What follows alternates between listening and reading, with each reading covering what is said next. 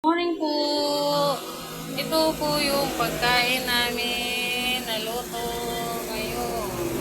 Mga luto po ngayon ay gulay, sapsoy, opo, fried chicken, adobong baboy, pritong tilapia, beef broccoli, bicol, menudo, mechadong baboy, chicken curry,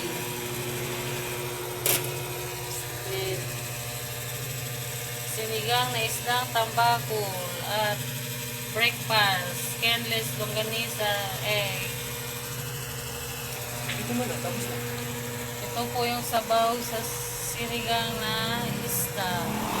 Dito po yung mga paninda namin. Kahit kunti lang dyan. Paunti-unti. Ito po yung kainan.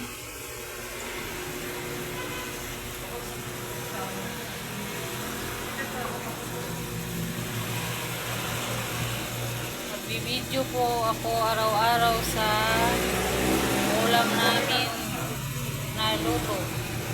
Maraming salamat po.